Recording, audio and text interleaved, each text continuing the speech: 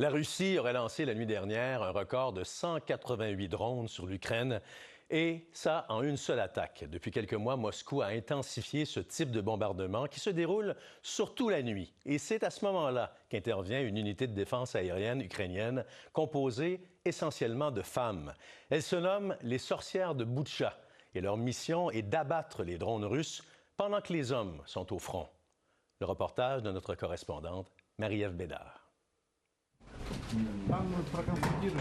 Il y a 2 mois à peine, Natalia n'avait jamais tenu une arme. Mais parfois, la vie vous force à changer.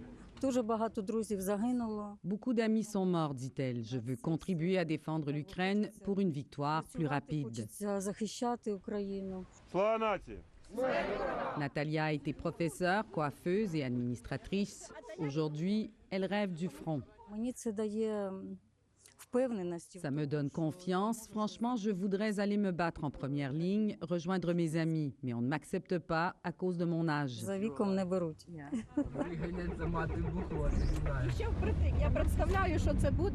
C'est donc sa ville, Boutcha, qu'elle aide à défendre dans une unité de volontaires dont la majorité sont des femmes.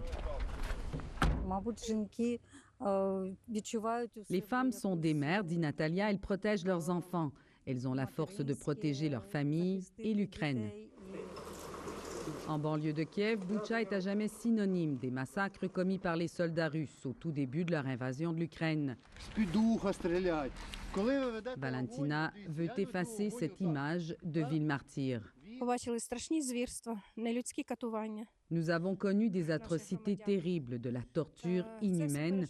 Je n'arrive pas à oublier, j'ai encore du mal à croire que c'est vraiment arrivé.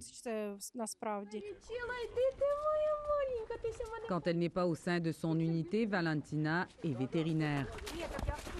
Les femmes de son unité se sont autoproclamées les sorcières de Boutcha, après une boutade de leur commandant.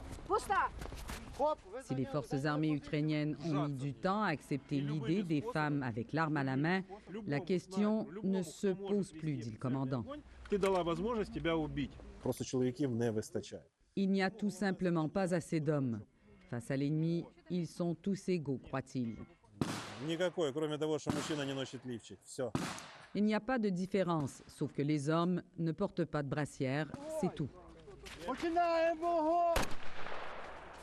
De jour, le temps des volontaires est consacré à l'entraînement. Tout en Ukraine doit aller plus vite.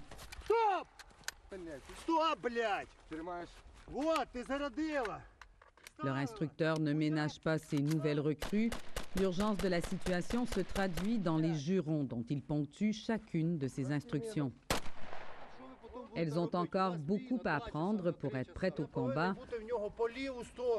Leur tâche principale pour le moment, c'est de protéger le ciel des attaques constantes de drones avec des armes automatiques rudimentaires. Ça fait peur, mais ce n'est pas une raison pour fuir, dit Valentina. Ce qui fait peur, c'est qu'on ne sait pas ce qu'ils transportent comme charge explosive et où ils vont. Mais surtout, j'ai peur qu'ils nous survolent et qu'on les rate.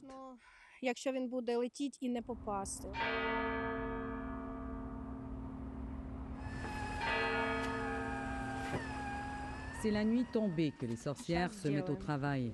Elles veillent en attendant les ordres. Valentina n'a pas encore eu l'occasion de tirer sur un drone, malgré les attaques records qui se multiplient depuis quelques semaines. Dans l'attente, elle et son binôme continuent de développer leur dextérité avec les armes. Je pense que nous devrions tous savoir tirer, savoir utiliser les armes. Il faut aussi enseigner à nos enfants. Notre voisin ne nous laissera pas aller de sitôt.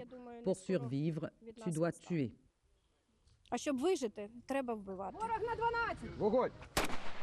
Valentina a craint la mort et les viols infligés par les soldats russes à Boutcha.